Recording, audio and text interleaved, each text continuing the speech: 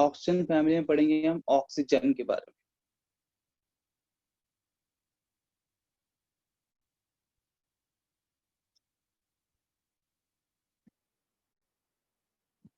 कुछ बातें ऑलरेडी हम देख चुके हैं स्टार्टिंग में।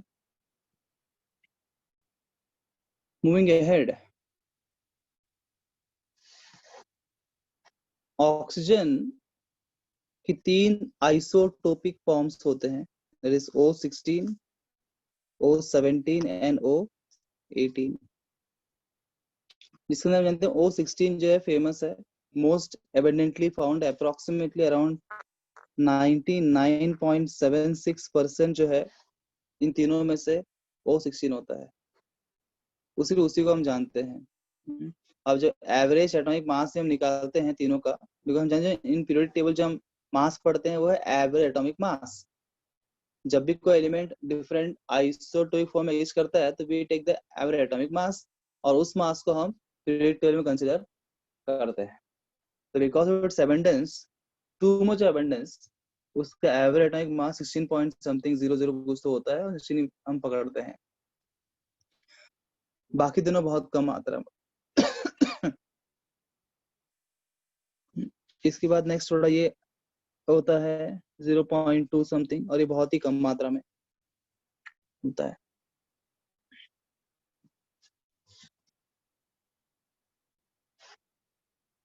हम जानते हैं हमको जो ऑक्सीजन मिलता है मेजॉरिटी एटमॉस्फेयर में, वो कौन देता है हमको ऑक्सीजन? प्लांट्स देते हैं, राइट? उसके प्लांट्स बहुत इंपॉर्टेंट हम बोलते हैं। How they give plants? Bye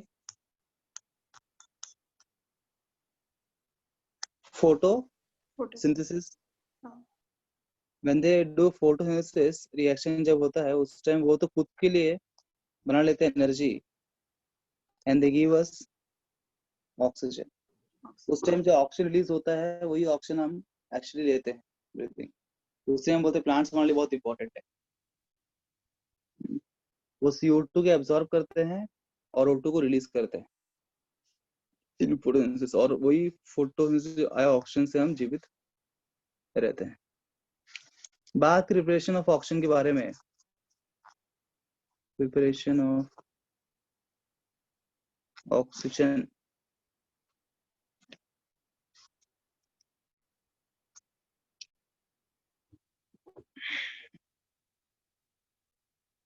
जैसे फर्स्ट जो लिखिए, बाय हीटिंग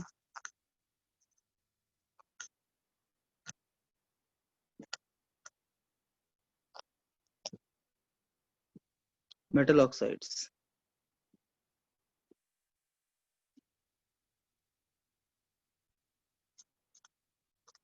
सभी मेटल ऑक्साइड्स नहीं, पर कुछ मेटल ऑक्साइड्स देते हैं, ऑक्सीजन रिलीज करते हैं।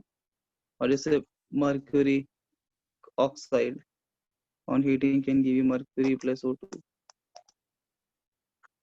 जैसे Pb3O4, this is called as Pb3O4 is also called as 14th group element में पढ़ा था हमने, P ब्लॉक 11th। Pb3O4 क्या बोलते हैं? किसी को याद है? देखो, छोटी सी बात याद नहीं है, अब बड़े बड़े क्वेश्चन करते हैं। सिंदूर बोलते हैं ना, red lead, this is red lead या सिंदूर नाम से फेमस है Pb3O4। MnO2 on heating will give you, ये सब हीट कर रहे हैं हम, हीट Mn3O4।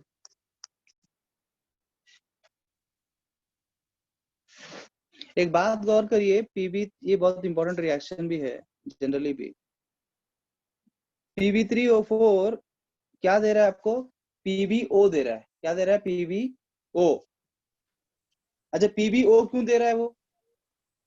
14 ग्रुप में दो ऑक्सीडेशन स्टेट्स कौन कौन से? +2 और +4 are the general oxidation +2 +4 for 14 group elements, and down the group the stability of the lower oxidation state increases, कहे शिवजी सुनो पार्वती, तो पार्वती इज पीबी लेड नीचे, तो पीबी का +2 ऑक्सीडेशन स्टेट स्टेबल होगा, है ना। हाँ। इसका +2 इज मोर स्टेबल, तो अपना +2 स्टेट में आ रहा है पीबीओ। अगर आप पीबीओ2 को भी लोगे, पीबीओ2 में यहाँ लेड +4 ऑक्सीडेशन स्टेट में है, इसको हीट करने पे डिकम्पोज हो जाएगा आपका पीबीओ के अंदर वापस +2, वापस +4 से +2 में आ रहा है, क्योंकि +2 मोर स्टेबल है। तो जब भी हीट करते हो डिकम्पोजिशन होता है तो वो अपने मोर स्टेबल स्टेट में आने की कोशिश करता है। तो इसी मैक्सिमम टाइम जो है ना वो पीबीओ फॉर्म में आएगा, पीबीओ2 हो, पीबी3O4 है, कन्वर्जन जब होता है पीबीओ में आ जाता है।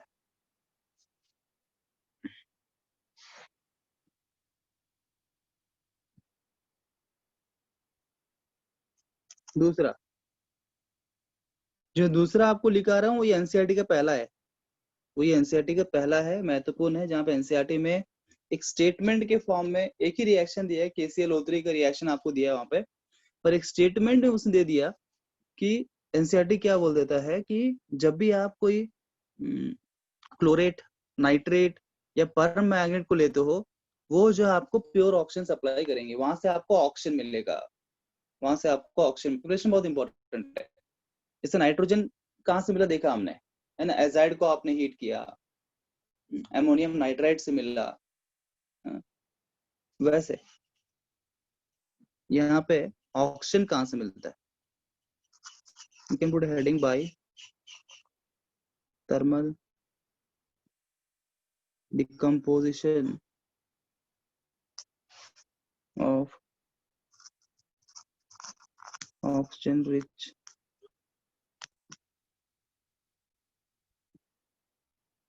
salts।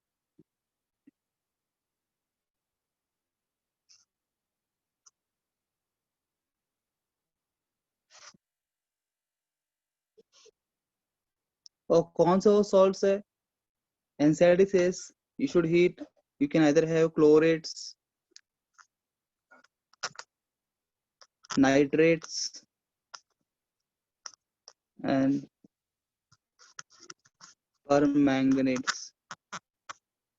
इनकी हीटिंग करने पे ऑक्सीजन मिलता है बोलते हैं।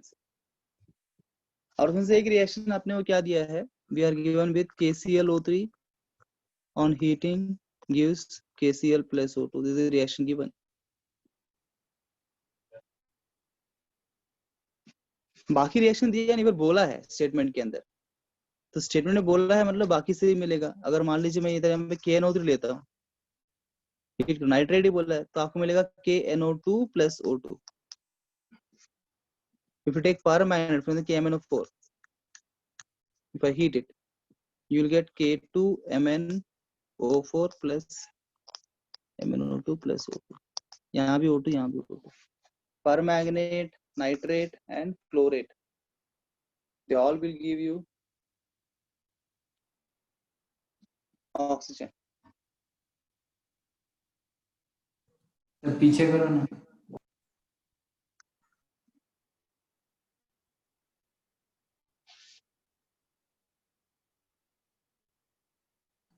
हो गया sir.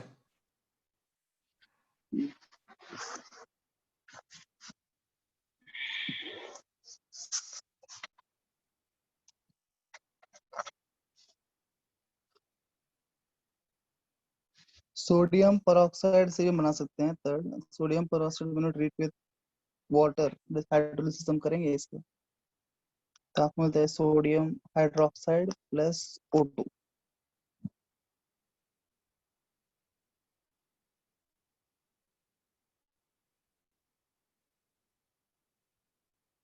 And after this in NCERT नीचे पैराग्राफ में लिखा रहेगा, वहां भी एक स्टेटमेंट के फॉर्म में दिया है कि इंडस्ट्रियली कैसे बनाते हैं। Industrially oxygen is prepared from air, that statement is also important.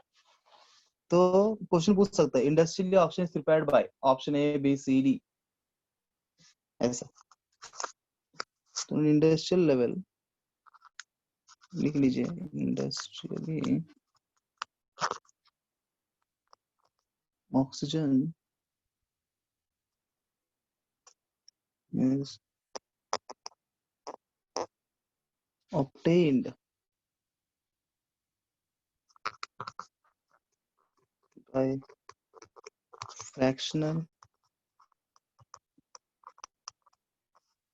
distillation of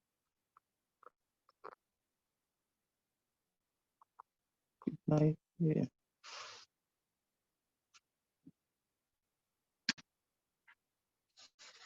This point is important.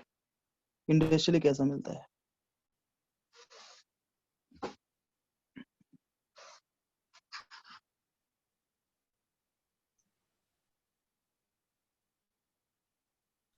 एक सेकंड पीछे लो ना।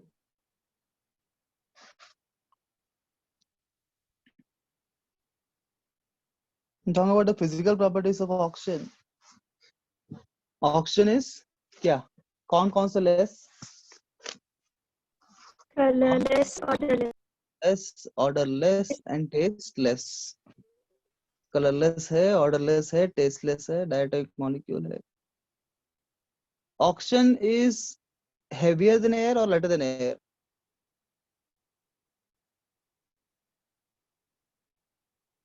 Oxygen is slightly heavier than air.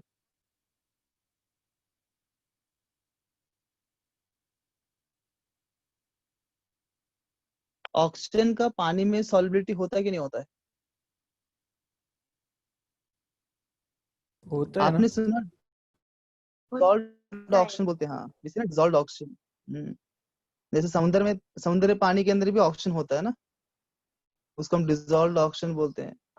हाँ, जिधर ऑक्सीजन कंटेंट कम होता है उतना नहीं जितना बाहर होता है एटमॉस्फेयर में, कम होता है पर होता है, और वही ऑक्सीजन से जीते हैं ना जितने भी एक्वाटिक्स है अंदर, तो they take that oxygen only. जो समुद्र के अंदर रहते हैं तो they take dissolved oxygen, they also want respiration का ऑक्सीजन चाहिए उनको, पर वो डिसॉल्व्ड ऑक्सीजन समुद्र में होता है वो ऑक्सीजन लेते हैं। मतलब ऑक्सीजन की सॉल्युबिलिटी है पानी के अंदर, in the form of dissolved oxygen वो होता है, पर कम आता है, वो उतना ही चाहिए एक्वाटिक्स को जीने के लिए, जितना उनको सस्टेन करने के लिए चाहिए उतना ही डिसॉल्व होता है। भगवान क्रिएशन ऐसा है, जितना गरज है उनको उतना डिसॉल्व हो जाता है।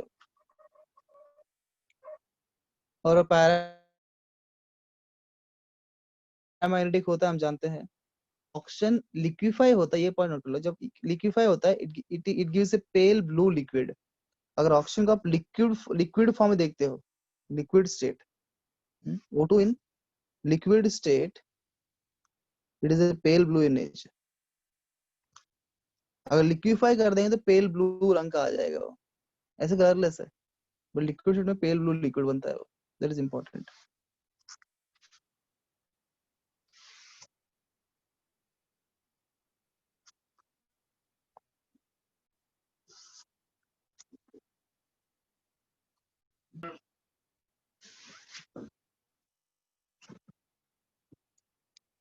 Moving towards the chemical properties of oxygen.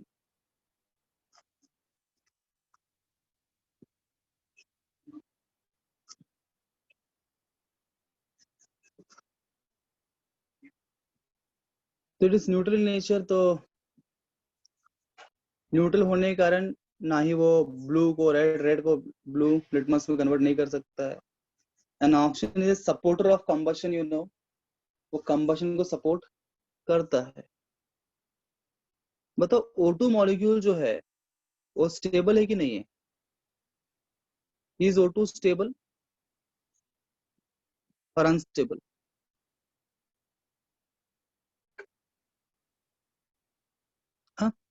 Stable. Stable है।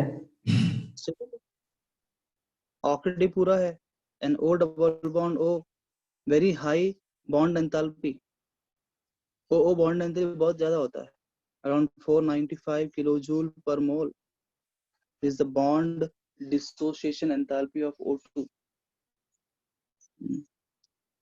तो इतना एनर्जी देने के बाद ये O2 जो है O2O में कन्वर्ट होगा। ये O2 को O में कन्वर्ट करने के लिए, बिकॉज रिएक्शन करना है तो तोड़ना पड़ेगा उसको, वो तो रिएक्टिव होता है ना, O2 इज नॉट रिएक्टिव। इतना एनर्जी एब्सॉर्ब करता है वो to break down into oxygen.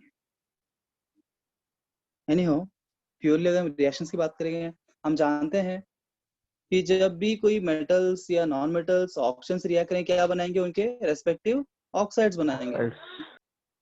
With oxygen they form oxides.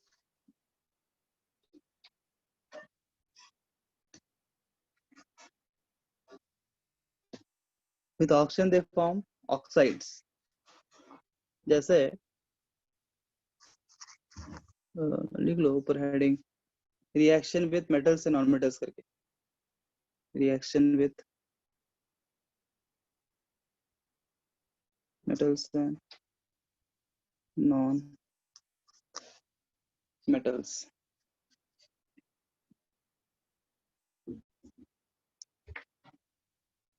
With metals, if they react, they form metal oxides.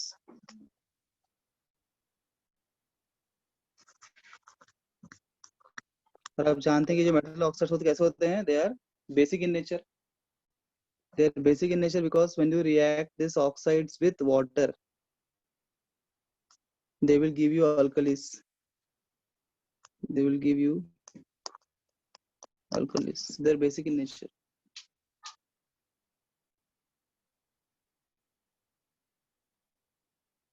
जो बहुत रिएक्टिव एलिमेंट्स होते हैं, highly reactive, room temperature react कर ले, जैसे ये जो एलिमेंट्स है, sodium, magnesium, calcium, highly reactive elements.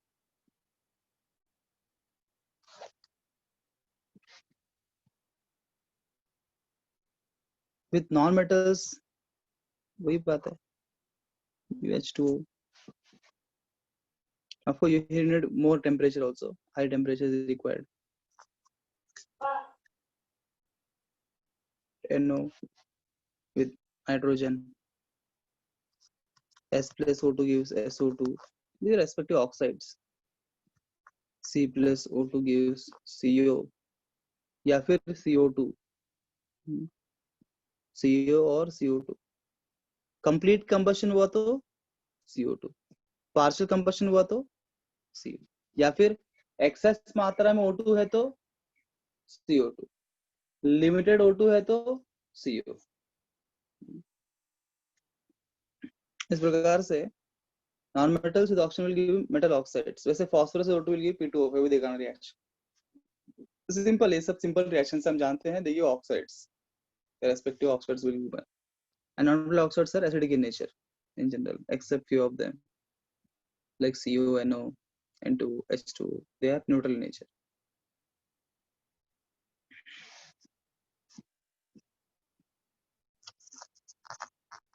Reaction with compounds.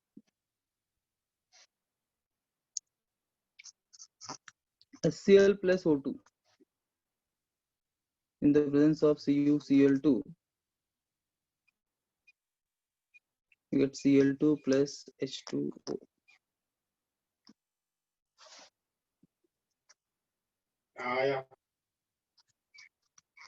Ammonia plus O2, ये रिएक्शन देख चुके हैं हम, ammonia plus O2, you get NO plus, Ostwald's process में किया था हम, preparation of HNO3 में एक स्टेप है ये, prepare NO in the Ostwald's process, platinum catalyst you can put, this is Ostwald process किया था हम. SO2 plus O2 in the presence of vanadium pentoxide, ये हम देखेंगे आगे. You get SO3 in the contact process. SO3 बनाने के लिए इसका इस्तेमाल, ये रिएक्शन हम करते हैं, आगे पढ़ेंगे contact process बारे में. You will see ahead.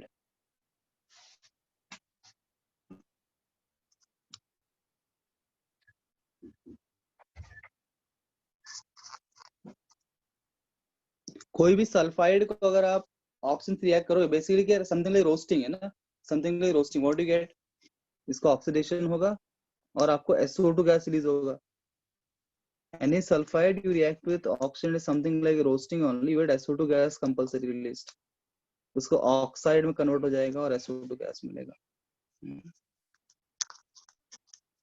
Metallurgy हो चुका है तो हम ये आराम से कर सकते हैं. अगर हम कोई ऑर्गेनिक कंपाउंड से रिएक्ट करते हैं तो हम क्या बोले, combustion. Reaction with oxygen basically combustion only, तो combustion of organic compounds will give you always CO2 plus H2O। H2O. अगर मैं ऑर्गेनिक कंपाउंड से रिएक्ट करता हूँ तो हमको CO2 प्लस H2O मिलता है।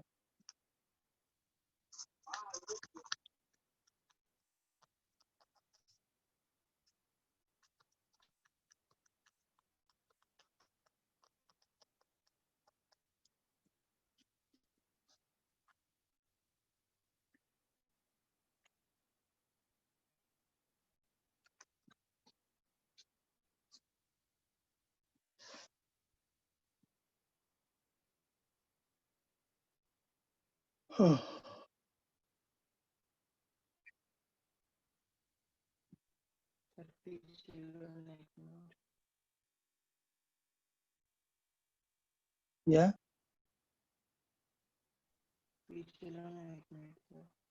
क्या बोल रहे हो? वो स्लाइड को पीछे लाना 1 मिनट।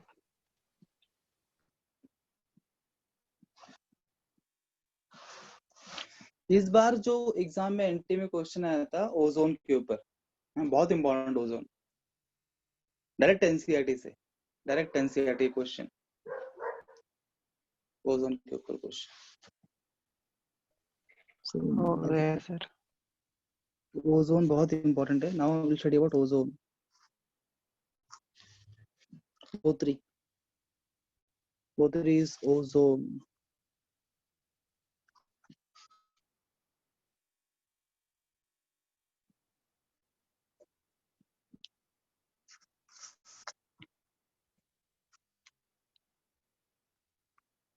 तो जैसे मैंने पहले बोला आपको, ओजोन और O2 जो है वो इंटर कन्वर्टेबल है। हमारे एटमॉस्फेयर में O2 मोर स्टेबल है, तो O3 O2 में कन्वर्ट हो जाता है, और ऊपर के लेवल पे O2 O3 में कन्वर्ट होता है। सो O2 और O3 का मैं ऐसे इक्विलिब्रियम बोल सकता हूँ। बैलेंस करते तो क्या होगा, यहाँ पे 3 आएगा, यहाँ पे 2 आएगा। बताओ ये रिएक्शन जो है, इसका फॉरवर्ड रिएक्शन और बैकवर्ड का, अगर यहाँ पे इसको हम जोड़ देते हैं थर्मोडायनेमिक्स से, इसका फॉरवर्ड और बैकवर्ड रिएक्शन में से कौन सा रिएक्शन का डेल्टा H पॉजिटिव होगा, कौन सा डेल्टा H माइनस होगा, नेगेटिव होगा?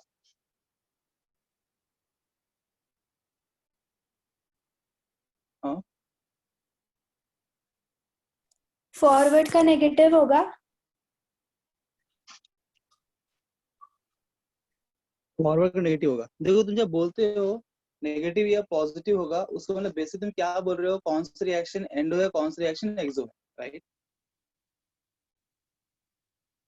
You talking about endo and exo. मतलब कौन सा रिएक्शन स्पॉन्टेनियस होगा इसके अंदर, O2 O3 में बनना स्पॉन्टेनियस है कि O3 O2 में बनना स्पॉन्टेनियस? O3 O2 में। O3 to O2, बिकॉज हम बात कर रहे हैं यहाँ के हमारे हिसाब से, है ना, हम इस दुनिया की बात करें जहाँ पे हमें यहाँ पे रिएक्शन करते हैं ना, तो यहाँ पे मैंने क्या बोला, O2 अधिक स्टेबल है। O2 अधिक स्टेबल है मतलब O3 का O2 में बनना जो है रिएक्शन स्पॉन्टेनियस रिएक्शन होगा। तो O3 से O2 बनेगा, डेल्टा H क्या होगा, नेगेटिव की पॉजिटिव? नेगेटिव। नेगेटिव होगा, क्योंकि वो एक्सोथर्मिक रिएक्शन होगा, है ना। O3 से O2 is more spontaneous, it will be an exothermic reaction. So O3 से O2 में बने तो डेल्टा H नेगेटिव होगा। अब यहाँ मैंने क्या दिखाया है, उल्टा लिखा है, O2 से O3, तो डेल्टा H क्या होगा यहाँ पे, पॉजिटिव होगा। अगर बैकवर्ड रिएक्शन एक्सो है तो फॉरवर्ड रिएक्शन क्या होगा, एंडो होगा। फर्स्ट पॉइंट टू अंडरस्टैंड, यहाँ पे कौन सा रिएक्शन एंडो, कौन सा रिएक्शन एक्सो।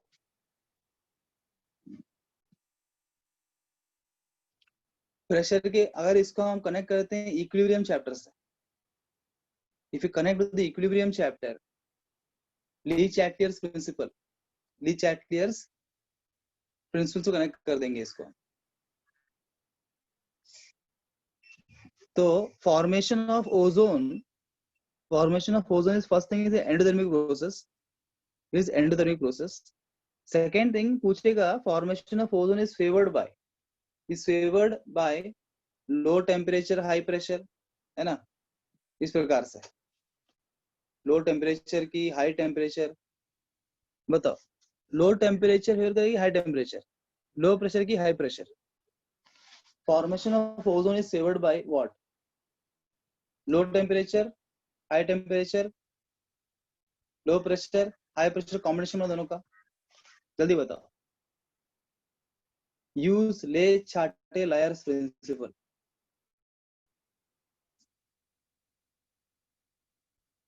इक्विलिब्रियम कनेक्ट कर दिया, ऐसे कनेक्ट करेगा, ऐसे कनेक्ट करके क्वेश्चन पूछेगा। High temperature is favoured by, अगर इस रिएक्शन में अगर हम टेम्परेचर देखो, ये फॉरवर्ड रिएक्शन में है, ये रिएक्शन कैसा है? Endo reaction. High temperature low pressure. अगर मैं टेम्परेचर रिएक्शन का बढ़ाता हूं तो वो एब्जॉर्ब करेगा,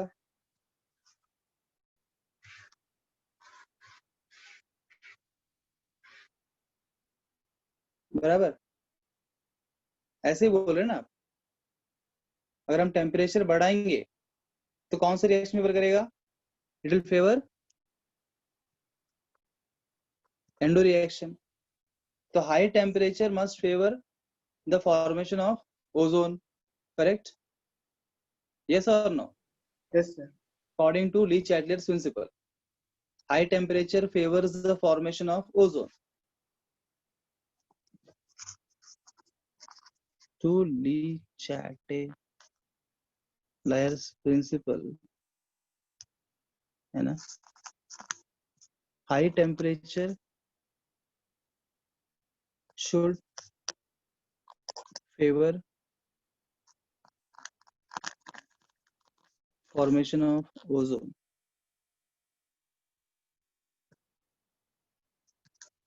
But it is not so. अब क्या प्रॉब्लम हो गया जी? अब एग्जाम में आपको एक क्वेश्चन आ गया, आपको डेल्टा एच पॉजिटिव दिया है और वो पूछा है formation of ozone is favoured by, आपने Le Chatelier principle apply कर दिया और आपने क्या बोला? हाई टेम्परेचर, और आपका आंसर गलत हो गया। क्यों? Concept is wrong, is the concept wrong? हाँ जी,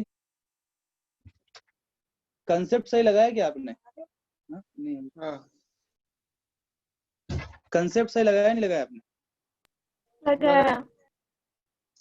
कंसेप्ट सही लगाया जी, पर प्रॉब्लम की थियरी नहीं पढ़ा हमने। क्या नहीं पढ़ा? थियरी नहीं पढ़ा। और थियरी क्या बोलता है कि it is favoured by low temperature. NCERT बोलता है it is favoured by low temperature. ऐसा कैसा होगा? ये तो अपोज कर रहा है लीचेट प्रिंसिपल को, हमारा कंसेप्ट को अपोज कर रहा है। नहीं, इसलिए अपोज कर रहा है जी, उसका रीजन ये है कि टेम्परेचर से बढ़ जाता है ना, as a temperature increases ozone बनता है, फेवर कर रहा है, एंडोथर्मिक रिएक्शन हो रहा है। पर टेम्परेचर के बढ़ने से और एक काम क्या हो रहा है? ओजोन का डिकम्पोजिशन रिएक्शन होता है। There is something called decomposition reaction of ozone. Ozone on heating decomposes to O2 plus nascent oxygen. तो टेम्परेचर के बढ़ाने से प्रॉब्लम क्या हो रहा है? ओजोन का डिकम्पोजिशन रिएक्शन भी हो जाता है। फेवर करना चाहिए फॉर्मेशन ऑफ ओजोन, पर उससे डिकम्पोजिशन रिएक्शन भी होता है, दोनों साथ में होता है। एक तरफ से O2 O3 बन रहा है बिकॉज ली चैटलर प्रिंसिपल, और O3 वापस से O2 बन रहा है because decomposition reaction, and O3 का O2 बनने रिएक्शन ज्यादा फास्ट हो रहा है as compare to Le Chatelier principle. तो हाई टेम्परेचर फेवर नहीं कर रहा है, क्योंकि हाई टेम्परेचर पे ozone decompose back to oxygen. इसीलिए एनसीईआरटी पढ़ना जरूरी है। ये एक स्टेटमेंट एनसीईआरटी का पूरा कंसेप्ट को उलट पलट कर दिया आपका।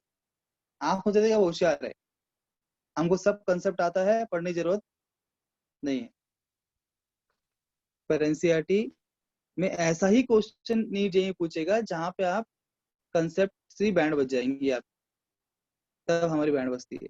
नोट किया कि इस पॉइंट बहुत इंपॉर्टेंट है ओजोन का। ओजोन के ऊपर बहुत क्वेश्चन आएंगे, पहले भी आ चुके हैं। नोट किया? ली चैटियर प्रिंसिपल से ऐसा होना चाहिए पर ऐसा नहीं होता है। यहाँ भी असर्शन रीजन क्वेश्चन बन सकता है। क्यों नहीं होता है? क्योंकि हाई टेम्परेचर पे ओजोन का डिकम्पोजिशन रिएक्शन हो जाता है। It undergoes decomposition reaction because of which वापस से O2 फॉर्मेशन हो जाता है। मतलब प्रोडक्ट में जो O3 बना वो सारा O3 O2 में कन्वर्ट होना शुरू हो जाएगा ऐसा। This is one important point, first point about ozone, जहाँ क्वेश्चन आ सकता है। दूसरी बात सर हाँ सर लो प्रेशर ही फेवर करेगा ना फॉर्मेशन O3 का। प्रेशर का क्या बोले? Pale blue gas, dark blue liquid and violet black solid statement given there.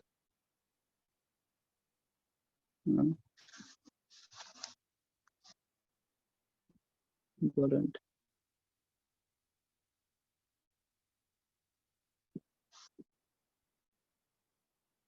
So it is around 1.5 times heavier than air with a vapor density of 24. Vapor density of 24.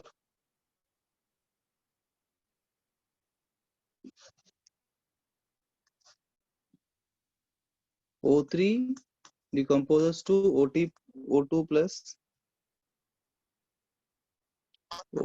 other decomposition is.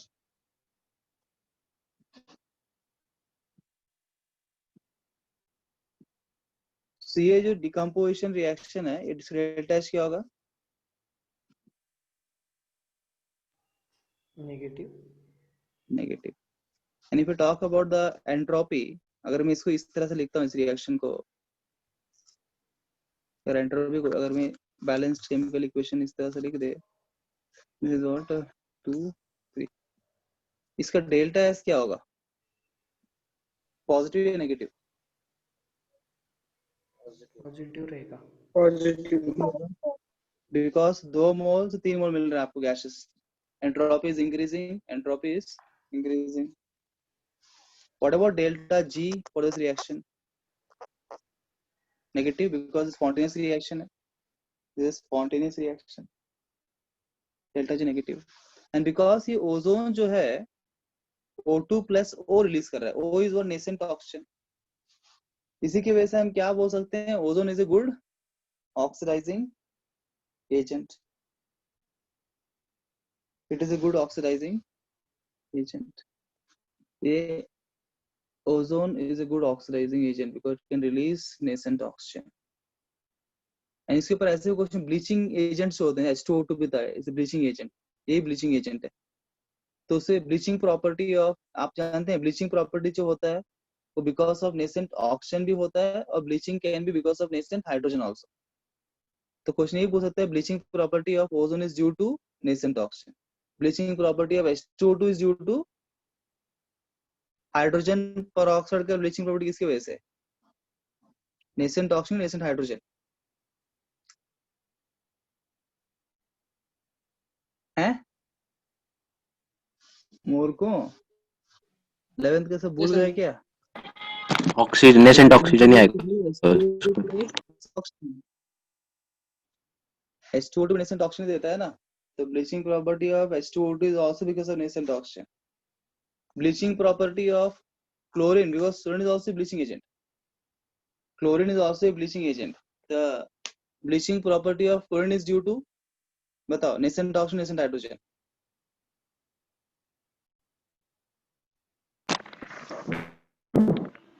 Don't use just chlorine, use chlorine water. Chlorine को पानी में मिला के use करते हैं। जब पानी में मिलाते हैं तो आपको मिलेगा HOCl, और ये HOCl डिकम्पोज होता है HCl प्लस नेसेंट ऑक्सीजन, और नेसेंट ऑक्सीजन की वजह से ब्लीचिंग प्रॉपर्टी होता है क्लोरीन का भी। तीसरा क्वेश्चन आता है, ब्लीचिंग प्रॉपर्टी किसकी वजह से? नेसेंट ऑक्सीजन की वजह से, हाइड्रोजन की वजह से। अब ब्लीचिंग मींस आप जानते हैं, ब्लीचिंग मींस बेसिकली क्या? Decolourisation, it is decolourisation is bleaching, they can act as bleaching agents. And oxidising property भी है बिकॉज ऑक्सीजन है, तो हमने लास्ट में बताया था आपको। ऑक्सीडेशन आप अब O3 से करो या पहले हमने किसी और से किया, बाद में किसी और से करेंगे, ऑक्सीडाइजिंग एजेंट बदल सकता है, पर एलिमेंट्स ऑफ ऑक्सीडेशन हो रहा है वो ऐसा ही होगा।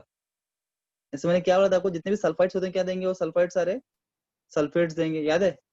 अभी बताया last time, sulphides will give you sulphates, except क्या बोला मैंने, hydrogen sulphide. Hydrogen sulphide, this will give you sulphur. जैसे यहाँ पे रिएक्शन है PbO PbSO3, क्या मिलेगा, PbSO4 मिलेगा, बिकॉज सल्फाइड क्या देगा, सल्फेट देगा, सल्फाइड देगा सल्फेट, फिक्स है। ऑक्सीडेशन होगा तो वही मिलेगा। I2 का ऑक्सीडेशन होगा, क्या मिलेगा, HiO3 मिलेगा, आयोडिक हाइड्राइड मिलेगा, I2 देगा HiO3, फिक्स है। और ऑक्सीडेशन वो O3 से करो, वो Cl2 से करो, H2O2 से करो, KMnO4 से करो, K2Cr2O7 से करो, वही देगा, irrespective of the oxidizing agent, same product। Unlike organic chemistry, organic क्या होता है, डिपेंड होता है ना, different types of oxidising agents में give different products in organic chemistry, पर यहाँ पे ऐसा नहीं, इन ऑर्गेनिक में कोई भी क्यों ना हो सेम प्रोडक्ट जो फिक्स है लोग यहाँ पे। नाइट्राइट है तो क्या देगा, नाइट्रेट देगा, all the nitrites will form nitrates. अच्छा सल्फाइट है तो क्या देगा जी, सल्फेट देगा, all sulphides will give sulphates, sulfides will give sulfates, nitrates will give nitrates।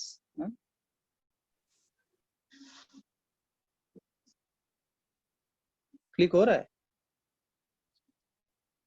SnCl2 है, क्या बनाएगा, SnCl4 बनाएगा। मैंने बोला था Sn2+ will give Sn4+, लिखा है तो याद है ना आपको, कुछ दिया था मैंने, वो सेम होगा O3 से भी रिएक्शंस, सिर्फ क्या बाई प्रोडक्ट फर्क पड़ेगा। अब यहाँ बाई प्रोडक्ट क्या बनेगा जी, O3 जब किसी ऑक्सीडाइज से खुद क्या हो जाएगा, O3 यहाँ पे हर जगह पे आपको O2 रिलीज होगा जी, O2 रिलीज होगा, in all because nascent O3 gives O2 plus O, वो जो O है नेसेंट ऑक्सीजन है वो रिएक्ट कर रहा है ना, वो जो नेसेंट ऑक्सीजन है बेसिकली वो रिएक्ट कर रहा है, बाकी लोग रिएक्ट नहीं कर रहे हैं। तो O3 बनाता है O2 plus O, O2 निकल गया बाहर, तो जो O है नेसेंट ऑक्सीजन वो इससे रिएक्ट कर रहा है, वो उसको ऑक्सीडाइज कर रहा है, वो उस कंपाउंड को ऑक्सीडाइज कर रहा है, तो O2 तो अपने भाई निकल चुका बाहर। ठीक, केमिकल प्रॉपर्टीज बोल सकते हैं आप ओजोन के रिएक्शंस।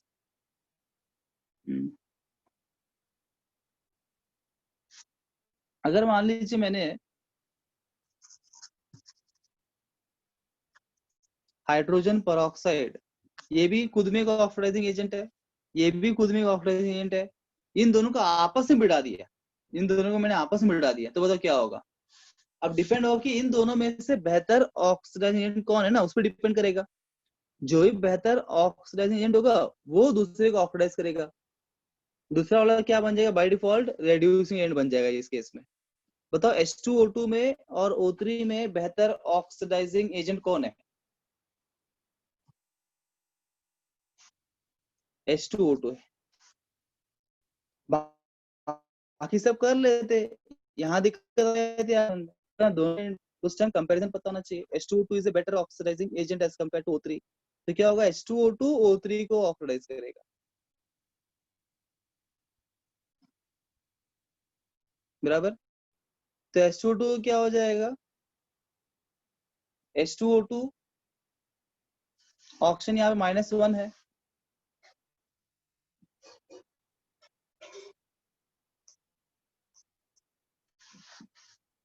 यहाँ -2 सॉफ्टवेयर होगा।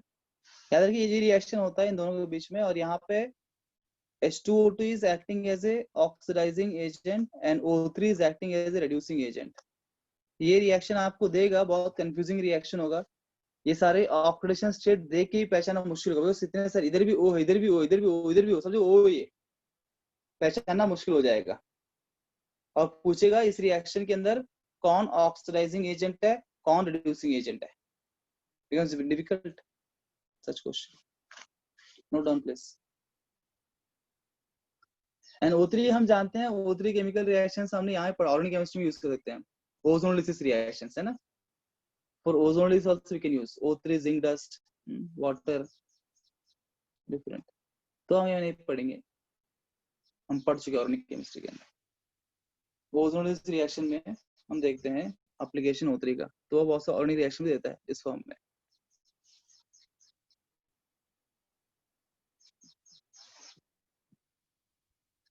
O3 का हमने केमिकल बॉन्डिंग में स्ट्रक्चर भी बात किया था, रेजोनेंस का जब टॉपिक आया था तो O3 हमने लिया था, है ना, mainly.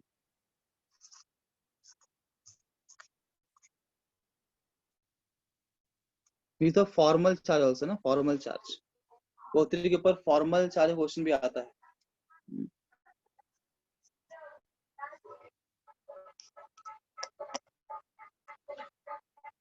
So resonating structures of O3.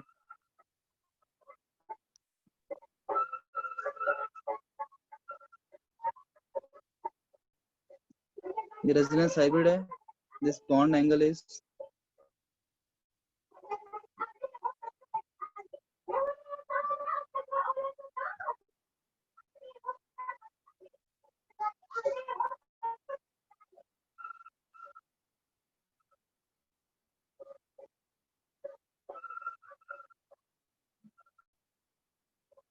जो सिंगल बॉन्ड होता है, सिंगल बॉन्ड का बॉन्ड लेंथ होता है 148 पिकोमीटर और डबल बॉन्ड का बॉन्ड लेंथ होता है 110 पिकोमीटर। तो दोनों के बीच में क्यों, इसका बॉन्ड ऑर्डर क्या है O3 का?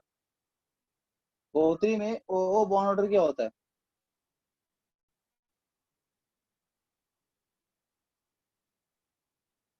हैं? What is the bond order? O bond order in O3. 1.33.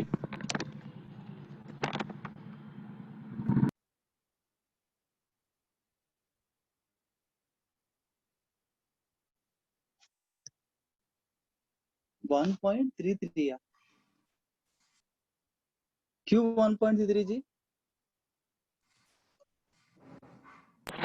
4/3 आएगा ना। एक बॉन्ड फिक्स है, ये एक बॉन्ड दो लोग शेयर कर रहे हैं तो 0.5 आएगा ना दोनों जगह पे। 1.5 आएगा ना bond order. Bond order is 1.5 because ये एक पाई बॉन्ड पे दोनों शेयर कर रहे हैं, तो इसको 0.5 से 0.5 मिलेगा। मैं बोला ना, आप छोटे छोटे बातों को नेग्लेक्ट करते जा रहे हो, स्मॉल थिंग्स नेग्लेक्टिंग। तो सिंगल बॉन्ड का बॉन्ड लेंथ होता है 148 पिकोमीटर, डबल बॉन्ड का होता है 110 पिकोमीटर। क्योंकि इसका बॉन्ड ऑर्डर 1.5 है बिकॉज ऑफ रेजोनेंस, इन दोनों के बीच का वैल्यू है, इन दोनों का बीच का value 128 picometre, in between intermediate value. Reason for that is resonance. इससे यहाँ बॉन्ड ऑर्डर ना ही दो होता है ना ही एक होता है।